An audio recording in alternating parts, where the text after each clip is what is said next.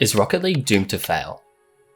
Well, there's no denying that Rocket League is in a bad state lately, but it wasn't always like this. So let's take a look at how we got here.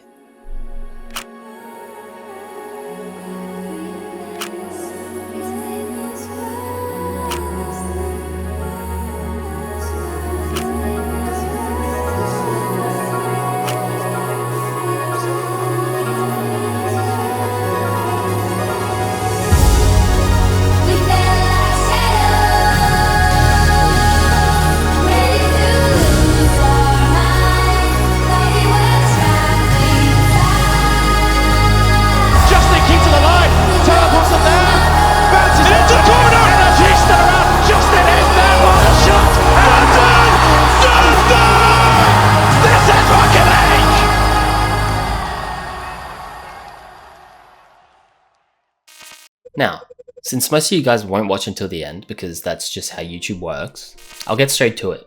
Do I think Rocket League will completely fail? No, I don't. However, is that healthy for the game and its player base long term? Also no. You might be wondering how it's unhealthy that Rocket League can't fail. Well, the reason that it can't fail is because of how unique it is. There's no competition. Where are players going to go for a similar experience? Nowhere. And that is also Rocket League's biggest downfall. Because with stability comes complacency. Can you name another competitive game that hasn't had an update to its core gameplay since 2016? 8 years. I mean, I just pulled that off the top of my head. Maybe I'm missing something.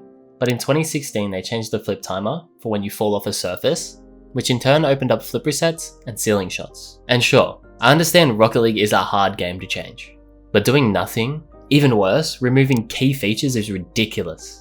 And because of that, the game has fallen to pre-free-to-play numbers, which is insane. Alright, so let's talk game updates.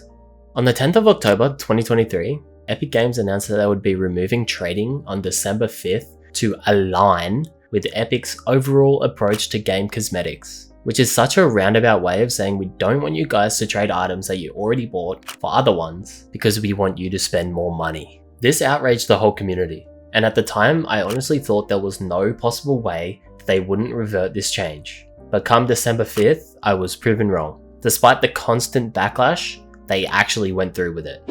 On December 2nd, Epic Games announced Rocket Racing, a Fortnite minigame that Rocket League developers had been working on to launch inside of Fortnite. Understandingly, Rocket League players weren't very happy about this. Our game, which has had almost no updates, and even been removing some of our beloved features, was wasting its developer time making a game mode for Fortnite. Why couldn't they make a new Rocket League game mode for Rocket League? Why couldn't they put this in Rocket League? Abysmal decision.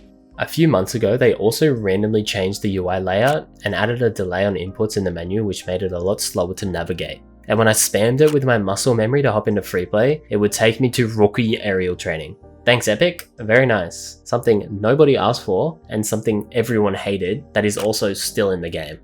And it's crazy to me that we have seasons in this game, because every time I check the patch notes, I don't see any game updates. The only thing I see is shitty low effort ranked rewards and new cosmetics available for purchase. We as a community have grown completely delusional. We now decide whether an update is good or not based off of the new cosmetics and map reskin, which is kind of sad. They finally changed the level requirement for queuing ranked to combat smurfing. So now everyone in the party has to be the required level and not just the person queuing. Many years too late, but hey, it happened. Anyway, let's talk about RLCS. When they announced the new RLCS 2024 season, the community was once again pretty upset. Less majors, less lands, less prize pools, but distributed to more teams instead of top heavy. They changed their age to compete from 15 to 13. Not really sure how to feel about this one. They made everything open qualifier, not guaranteeing top teams spots in lands, making it hard for esports orgs to pick up teams.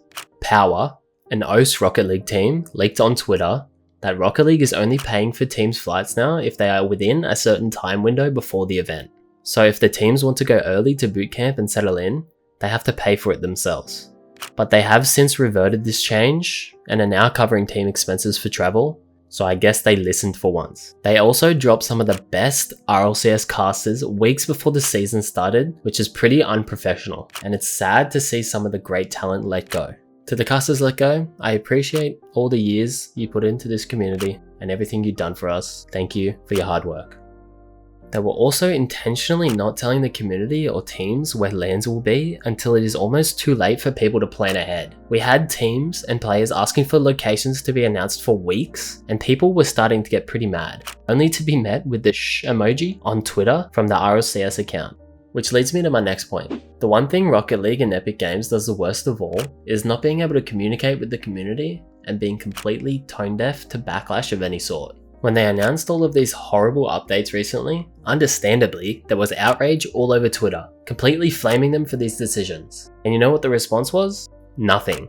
Within 24 hours, they were spamming cash shop promos down our throats again, almost daily, with no response or questions answered. And when they finally said something on Twitter, it was only to say that the team who supports Rocket League is still working on updates, but it's still too early to say anything, and that Rocket Racing isn't replacing Rocket League. In the midst of all this backlash, this is a horrible tweet, and it gives us absolutely nothing. But since we were used to absolute silence and no communication at all, the community was actually celebrating in the replies. But who would have guessed, in the same day and days to follow, they went back to spamming item shop promos and bundles that are way too overpriced. And it's been radio silence except item shop promos since.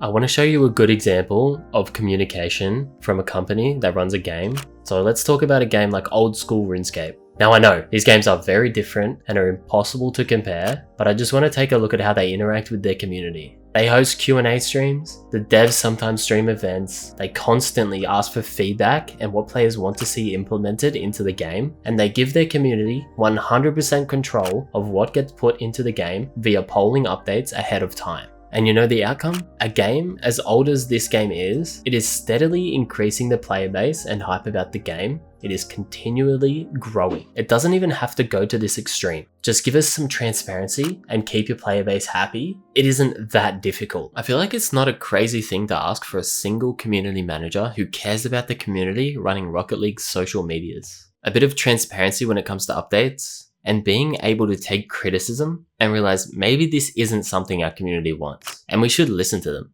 Allowing your community to feel like they aren't being heard at all is just not a great way to get them to continue spending money on your game. If we get some regular communication and updates, then we'll be way more likely to spend money, and we'll be willing to work with you guys to make the game that this really should be. There is nothing quite like this game. I will continue to play and hold out hope because I really do love the core game, but I really don't like the direction it's going in. But what can we do really? All we can do is express our opinions and hope Epic one day understands.